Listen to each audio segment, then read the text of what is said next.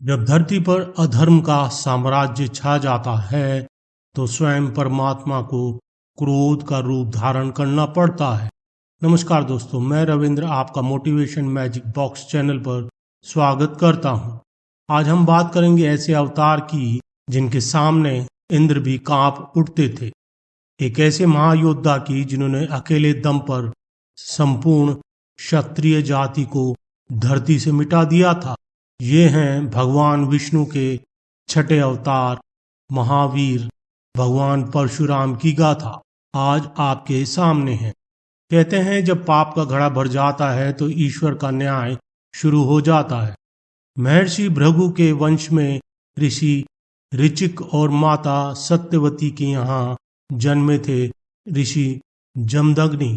जमदग्नि ऋषि की पत्नी थी पतिव्रता रेणुका देवी। इनके 5 पुत्र हुए, रुकुमवान, सुषेण, वसु, विश्वानस और सबसे छोटे पुत्र राम। लेकिन उनके सबसे छोटे पुत्र राम कोई साधारण बालक नहीं थे। बचपन से ही उनमें दिव्य शक्तियां विद्यमान थी। उन्होंने भगवान शिव की कठोर तपस्या करके अनेक दिव्य अस्त्र शस्त्र और अमोघ विद्याएं प्राप्त की और साथ ही हासिल किया था अजय अस्त्र परशु। इसी परशु अस्त्र को धारण करने के कारण ही उनका नाम परशुराम पड़ा। लेकिन नियति के खेल में सबसे बड़ी परीक्षा अभी बाकी थी। एक दिन की बात है, माता रेणुका नदी से जल लेने गई। वहां उन्होंने एक सुंदर गंधर्व राज को देखा जो जल क्रीड़ा कर रहा था। एक क्षण के लिए उनके मन में विकार आ गया और बस उसी क्षण उनकी सारी दिव्य शक्तियां नष्ट हो गई। जब वे घर लौटी तो ऋषि जमदग्नि को तुरंत इस घटना का पता चल गया। ऋषि जमदग्नि योगी थे, वे हर भाव को पढ़ लेते थे। भयंकर क्रोध में भरकर उन्होंने अपने पुत्रों को आदेश दिया, जाओ अपनी माता का वध कर दो। एक एक करके चारों भाइयों ने ऐसा करने से इनकार कर दिया। फिर आई बारी भगवान परशुराम की। पिता का आदेश था, धर्म की रक्षा का प्रश्न था और भगवान परशुराम ने बिना झिझक अपनी माता का वध कर दिया।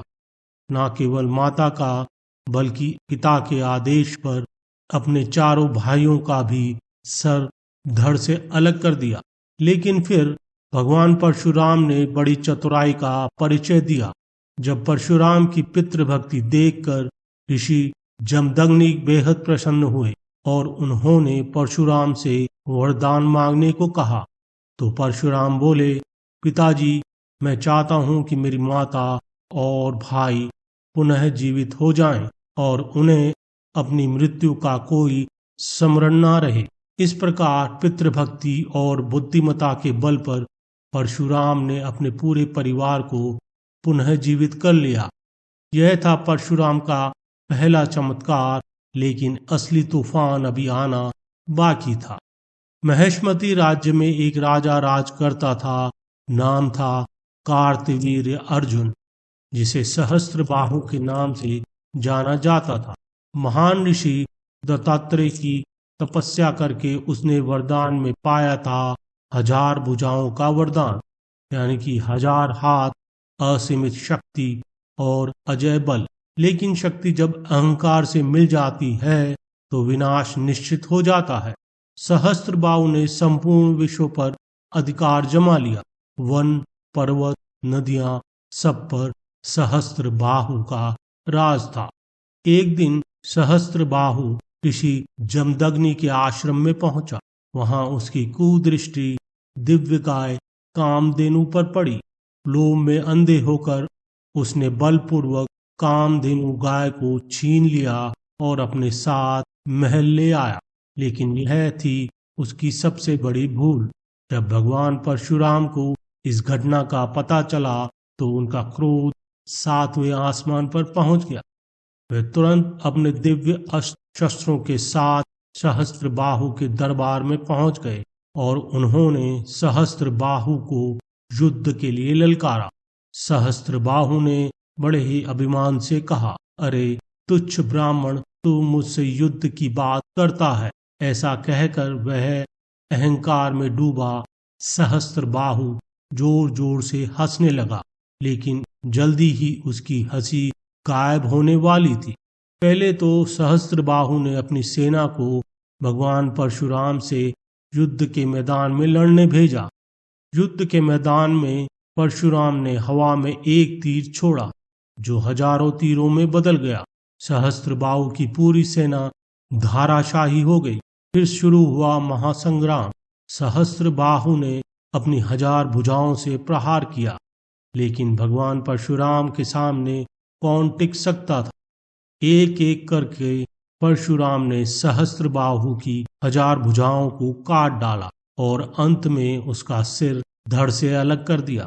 सहस्त्रबाहु के पुत्र यह विनाशकारी दृश्य देखकर घबराकर युद्ध के मैदान से भाग गए, लेकिन बदले की आग उनके हृदय में जल रही थी। मौका देखकर उन्होंने ऋषि जमदग्नि के आश्रम पर हमला कर दिया। उन्होंने निहत्थे ऋषि पर 21 घातक प्रहार किए। जब भगवान परशुराम आश्रम लौटे और अपने पिता की ऐसी दशा देखी तो उनका संयम टूट गया। उस दिन भगवान परशुराम ने प्रतिज्ञा ली, मैं सहस्त्रबाहु के वंश की 21 पीढ़ियों का नाश करूंगा, और केवल उसके वंश का नहीं बल्कि हर अधर्मी क्षत्रिय का इस धरती से समूल नाश कर दूंगा। और इसी के साथ शुरू हो गया इतिहास का सबसे भयानक संहार। परशुराम ने न केवल सहस्त्रबाहु के 100 पुत्रों को मारा, बल्कि उनकी 21 पीढ़ियों तक का सफाया कर दिया। लेकिन भगवान परशुराम इससे भी ना रुके। भगवान परशुराम ने धरती पर घूम घूम कर अधर्मी अत्याचारी क्षत्रियों को मार डाला। कहते हैं कि उन्होंने इतना रक्त बहाया कि रक्त के 5 कुंड भर गए। इस प्रकार भगवान परशुराम ने 21 बार धरती को क्षत्रिय विहीन बना डाला था।